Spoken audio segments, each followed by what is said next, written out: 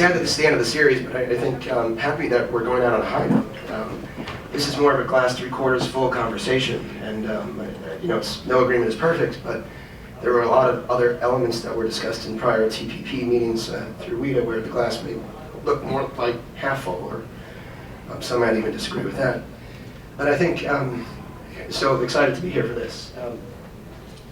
About 6 years ago, the National Foreign Trade Council gathered some of the folks on the stage here, as well as some of the rest of the business community together to talk about how to promote cross-border data flows through trade agreements. And we came up with a list of things that we'd like to see in future agreements, like prohibitions on local data flows, like prohibitions on local infrastructure requirements.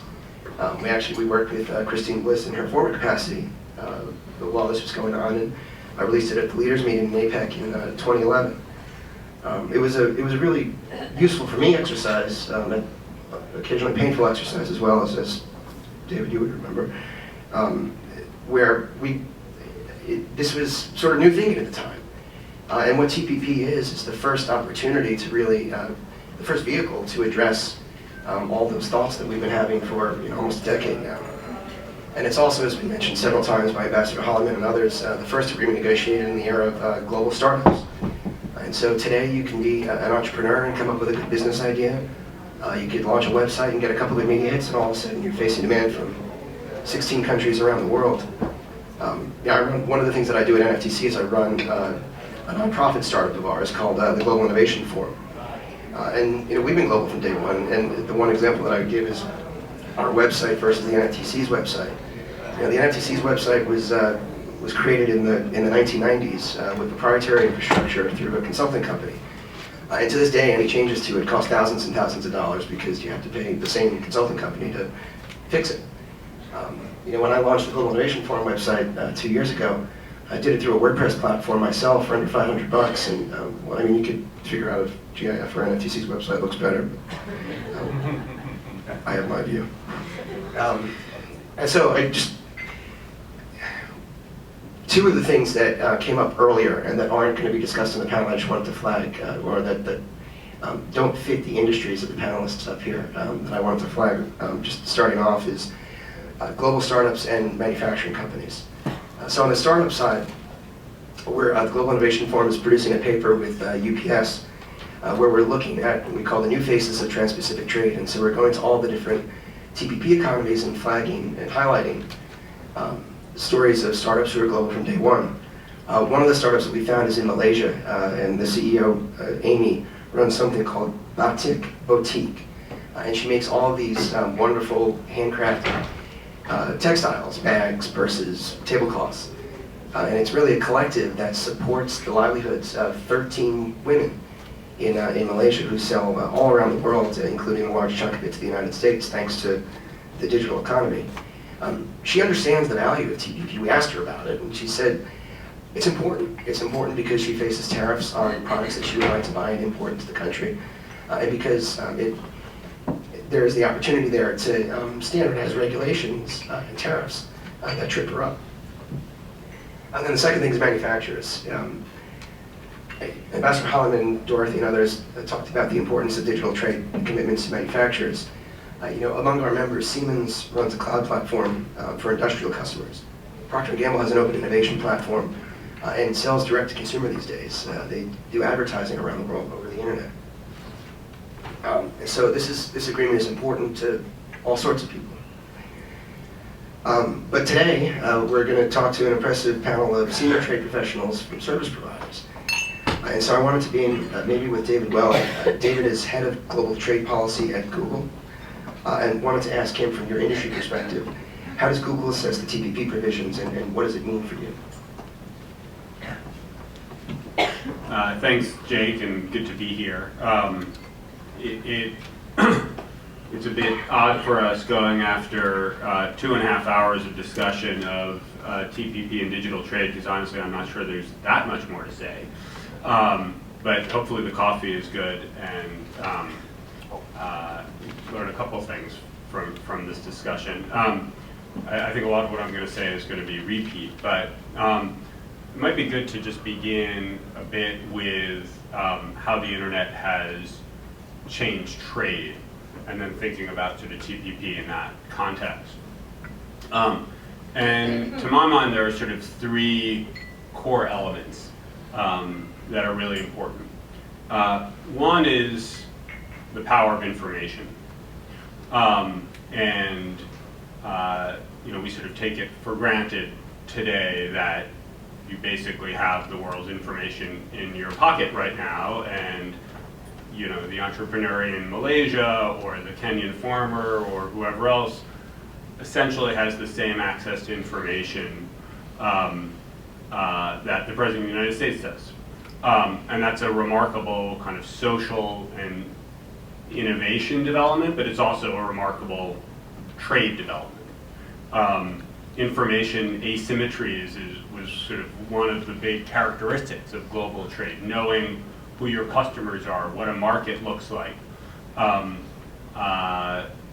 and disparities among information about markets and developments is one of the kind of core impediments and friction points to trade, which affects the little guy a lot more than the big guy, who can more traditionally can deal with those information asymmetries. So the first is sort of the power of information.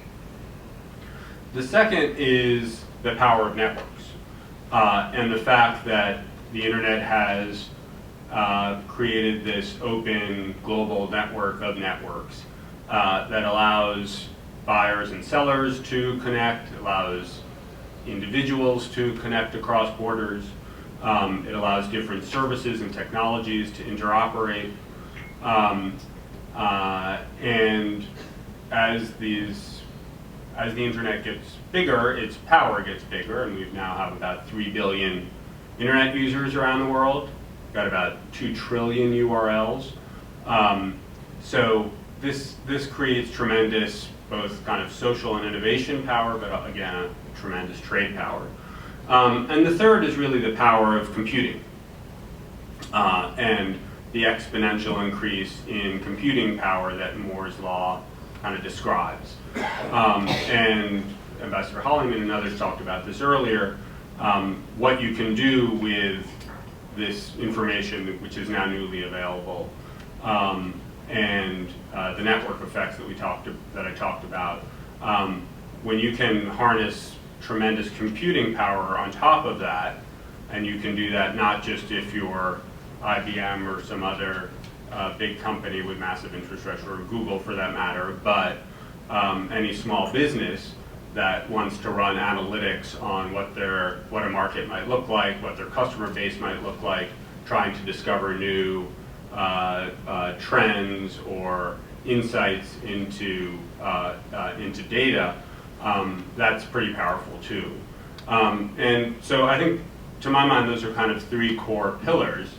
And I think the question for trade policy is, how do we make sure that that continues and that we have those conditions in place to enable the internet to continue to transform trade based on those 3 pillars. And as others said earlier today, that's not inevitable.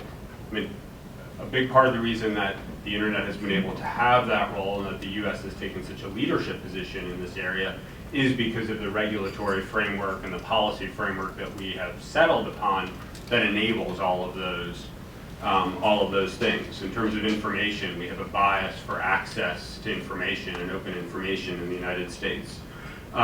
We've traditionally had very low tariffs on the things that go into your phone and all the infrastructure that goes in to the internet.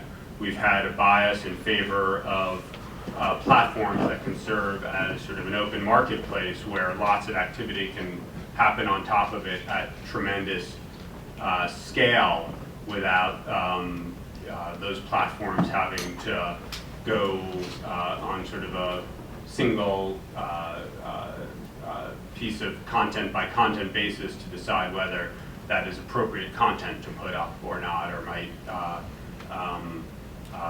violate someone's sense of morality or whatever else it may be.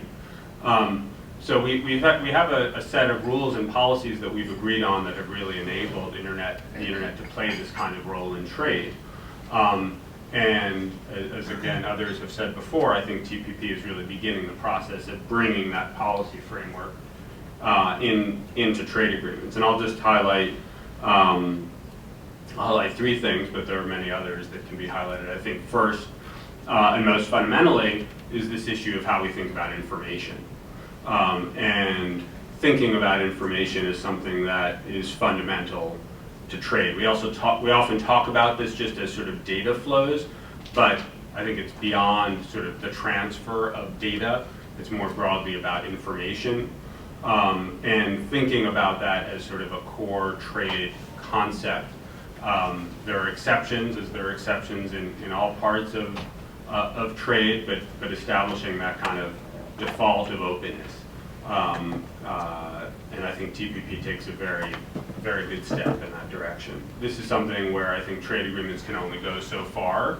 But part of the success of the internet space in the trade context, in the US context, has been the amazing diversity and amount of activity without having to go by a government checkpoint of getting permission to do every new service, every new application. And a lot of countries don't approach things that way. You have to get a license to offer some kind of new online service, online product. That's something I think TPP takes some step towards. I think trade agreements can only go so far in that, but I think that's an important area. And the third area I'd highlight relates to copyright and intellectual property. Traditionally in trade agreements, in U.S. trade agreements, the primary vantage point, and I think an understandable vantage point, has been, where do we see high rates of copyright infringement globally? Where do we need to increase sort of the penalties and enforcement and protection to U.S. levels abroad, right?